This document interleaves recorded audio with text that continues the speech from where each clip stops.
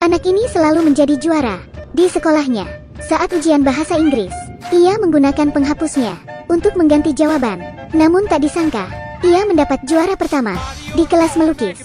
Ia tak sengaja menumpahkan cat. Segera ia membersihkannya. Ia menggosok kertasnya. Lalu sang guru menghampirinya. Gurunya terkejut ketika melihat karya anak itu. Gurunya kagum karena cat itu seperti gambar abstrak yang indah. Ini juga membuatnya menjadi juara pertama. Ban Chang menjadi salah satu penggemar anak itu. Anak itu bernama Afang. Menghadapi kenyataan yang aneh ini, Afang tidak tahan lagi.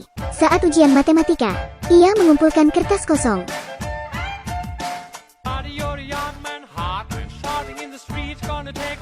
Ketika dewasa, ia merasa lebih menyedihkan. Ia memenangkan sebuah undian dan mendapat hadiah utama. Saat memanggil taksi pun, banyak taksi yang berhenti untuknya. Saat bekerja, banyak pelanggan yang mengantre membeli rumah padanya. Ia benar-benar tersiksa. Dalam sebuah pesta, teman-teman yang mengerumuni Afang. Lalu Afang memarahi mereka, tapi mereka tidak marah. Afang sangat terkenal. Saat ia pergi untuk membeli hotpot, ia menjadi pelanggan ke 9.999 di Taman Hotpot Feilin. Semua orang menyorakinya.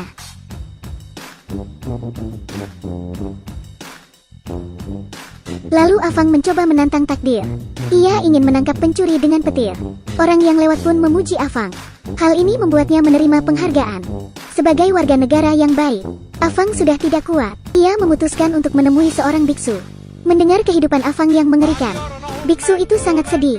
Biksu berniat untuk mengakhiri semua itu. Kemudian, kepala wihara pun muncul.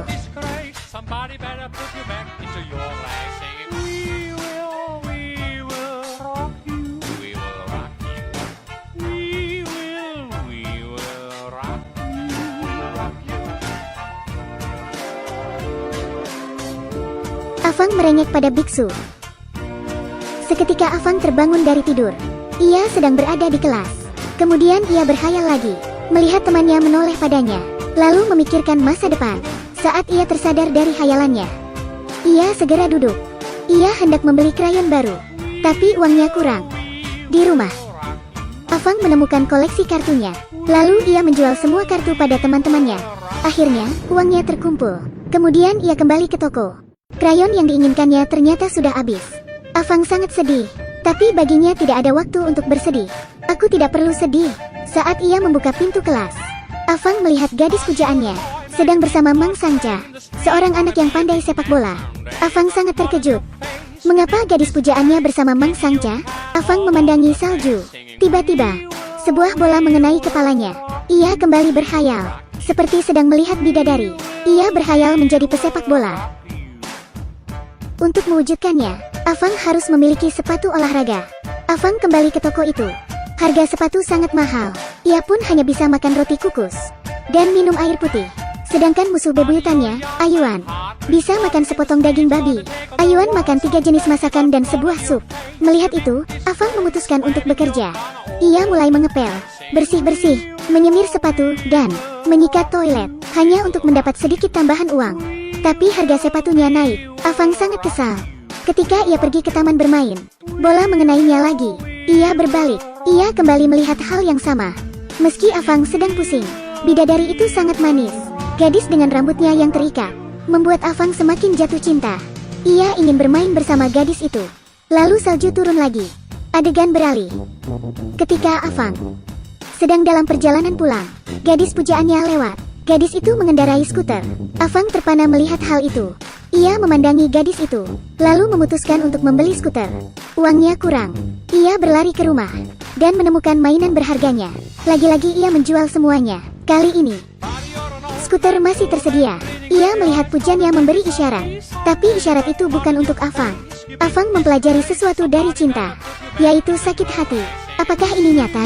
Ia melihat gadis pujaannya pergi bersama Ayuan. Ia melihat kemesraan mereka berdua. Afang hanya terdiam melihat itu. Salju kembali turun.